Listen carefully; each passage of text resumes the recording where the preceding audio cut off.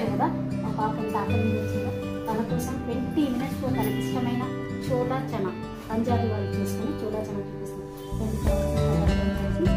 నేను పావులో చోలా చనా, దీన్ని కాబూలి చనా కూడా అనొచ్చండి. పసుపు, కావాల్సిన పదార్థాలు 2 కప్స్ ఉల్లిగడ్డలు, అంటే మీడియం సైజ్ అయితే ఏమో 4 తీసుకోవచ్చు, చాలా చిన్నవైతే 5 తీసుకోవచ్చండి. 2 కప్స్ వేయాలి. ఒక 2 స్పూన్స్ కారం, తగినంత ఉప్పు. ఇది చోలా చనా మసాలా మనకి దొరుకుతుందండి, షాప్లో అడిగితే దొరుకుతుంది. 4 పచ్చిమిరపకాయలు, కొత్తిమీర, కరివేపాకు, ధనియాలు. స్టార్ట్ చేద్దాము.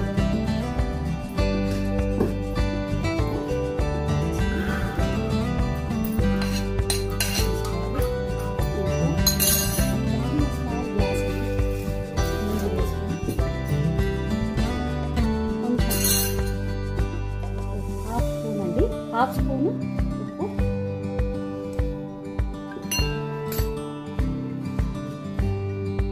చిటికెడు పసుపు,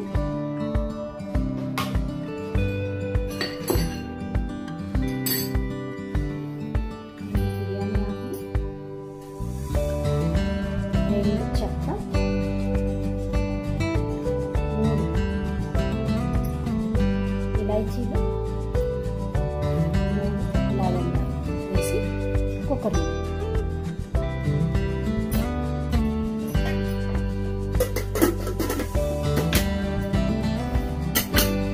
3 విజిల్స్ వచ్చాక దించేసి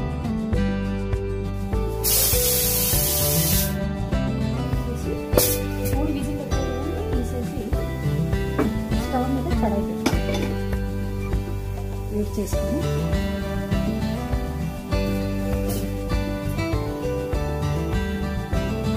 వేడయ్యాక కడాయి వేడయ్యాక 2 చెంచాల నూనె వేసుకోవాలి.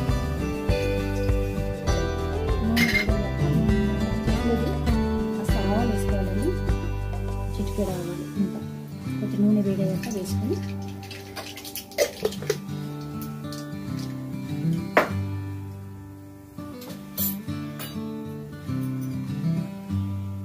ఉల్లిగడ్డ కూడా వేసేసుకోవాలి. మట్టి సన్నగా చాప్ చేసుకోవాలి. 5 ఉల్లిగడ్డలు అంటే నాకు 2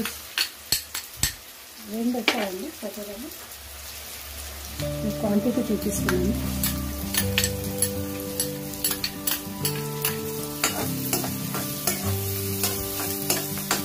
చిటికెడు పసుపు వేసుకొని కాస్త రెడ్ అయ్యేంత వరకు ఉడికించుకోవాలి.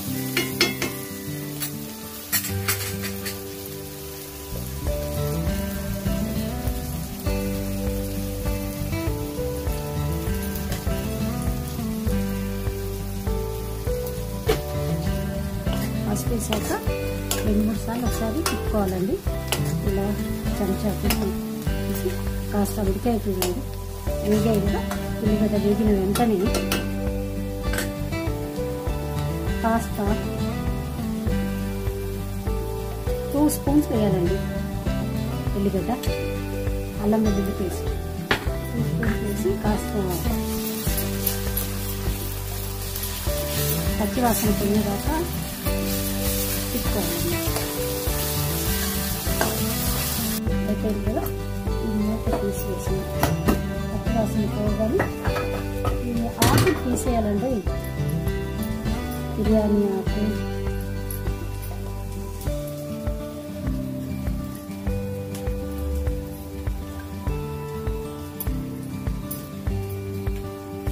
ఇలాచి, లవంగా తీసేయాలి. తీసేసాక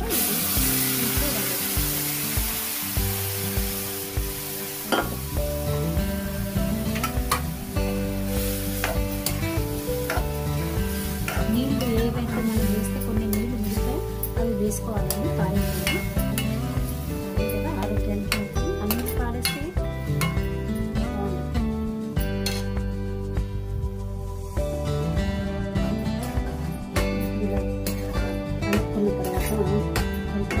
ఇందాక ఉప్పు వేసాం కదా మనము, దాన్ని చూసుకొని దాని ప్రకారం మనం ఉప్పు వేసుకోవాలండి. చూసుకొని నేను సరిపోయింది కొంచెం, నాకైతే ఇందులో కొంచెం తక్కువ పడ్డది వేసి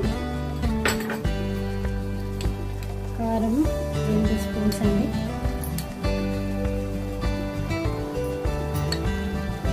ధనియాల పొడి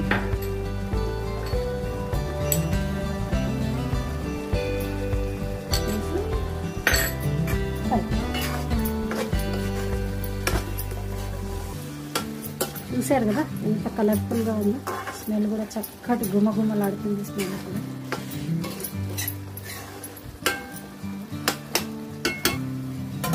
మూత పెట్టి పెట్టాలి. 2 నిమిషాలు చిన్న ఫ్లేమ్ మీద వేసి ఉంచాక మనం ఇలా తీసుకొని ఇప్పుడు కరివేపాకు,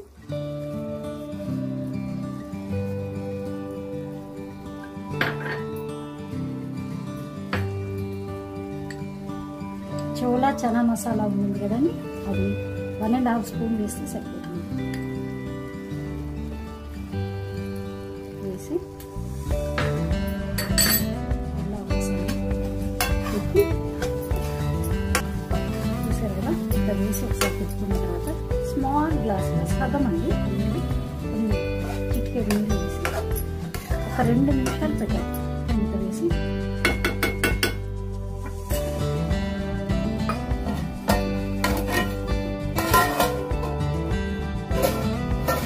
అయిపోయిందండి. నూనె పైకి వెళ్ళిందంటే అయిపోయినట్టు. ఇప్పుడు మనం ఆఖరిగా పచ్చిమిరపకాయలు వేసుకొని ఇలా తీసుకెళ్ళాలి. ఇది జస్ట్ గార్నిష్ లాగానే అండి. జస్ట్ 1 నిమిషం, 1 సెకండ్, 2-3 సెకండ్, నిమిషం కావాలండి. 2-3 సెకండ్లు ఇలా ఉంచి స్టవ్ బంద్ చేసి సర్వింగ్ బౌల్లో తీసేసుకోవాలి.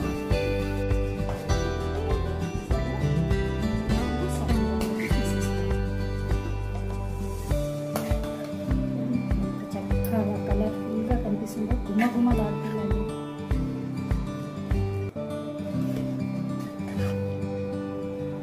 ఈ విధంగా అయిపోయిన తర్వాత లాస్ట్లో గార్నిష్ చేసుకోవాలండి. గార్నిష్ చేసుకున్నాక కొత్తిమీరతోటి గార్నిష్ చేసుకోవాలండి.